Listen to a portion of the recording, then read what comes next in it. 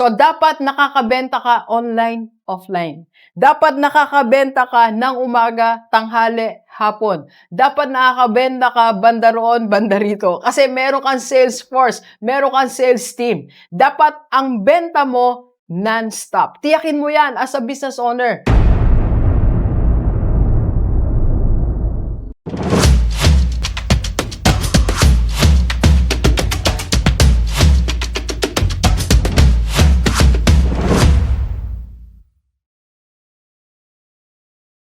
Alright, Gilibers, sa lahat ng may negosyo o gusto magtayo ng negosyo, paano nga ba tayo makakatiyak na matibay ang itinatayo nating negosyo o matibay ang negosyong sinimulan mo? Let's go, let's go. Okay, so unang-una, alam mo ba, para magkaroon ka ng matibay, matatag na negosyo, unang-una, dapat ikaw na business owner, matibay ka. Yes.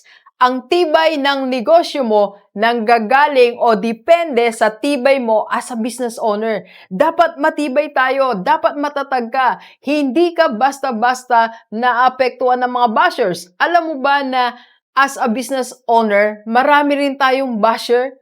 Di ba naalala mo nung nagsimula ka, binabash ka ng pamilya mo mismo, binabash ka ng mga kaibigan mo, binabash ka ng mga tao sa paligid mo, kapitbahay mo, kasi minsan hindi sila naniniwala na kaya mo, di ba?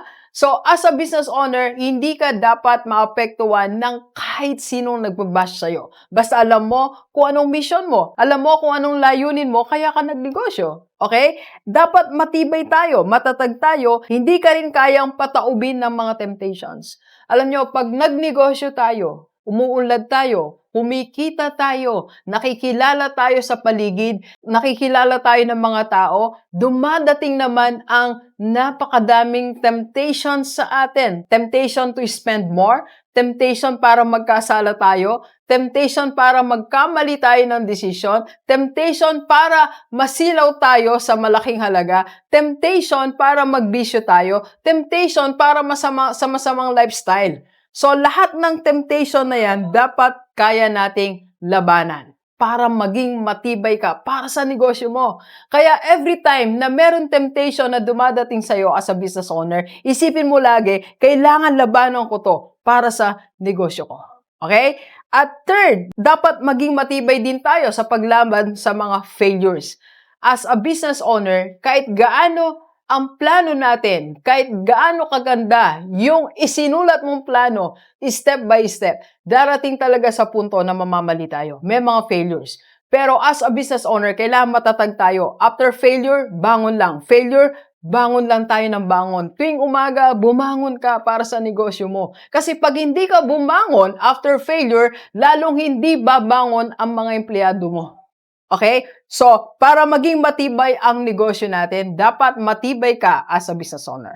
Pangalawa, pero bago po yan, magkape muna tayo. Kape po tayo.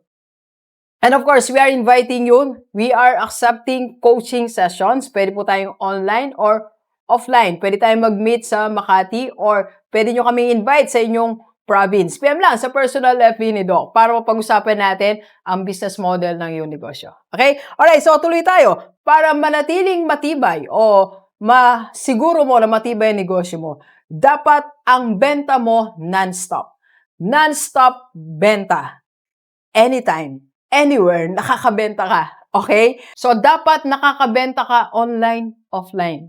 Dapat nakakabenta ka ng umaga, tanghali, hapon. Dapat nakakabenta ka banda roon, banda rito. Kasi meron kang sales force, meron kang sales team. Dapat ang benta mo non-stop. Tiyakin mo yan as a business owner.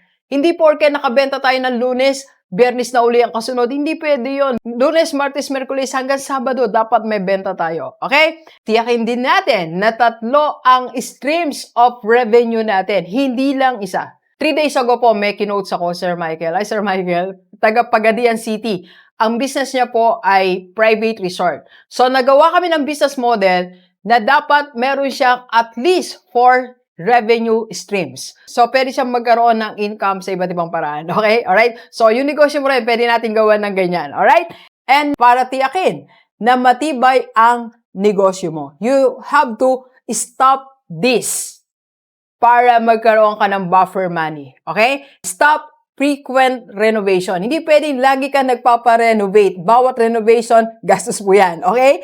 And stop over-expanding. Hindi pwedeng expand ka ng expand. Hindi rin pwedeng sobrang dami mo ng outlet na binukas tapos hindi natin na ma-manage. Okay? So, Delivers, tiyaking matibay ang negosyo mo. Ang tibay niyan, nasa kamay mo. Let's go, let's go. Kape po tayo. Kape po.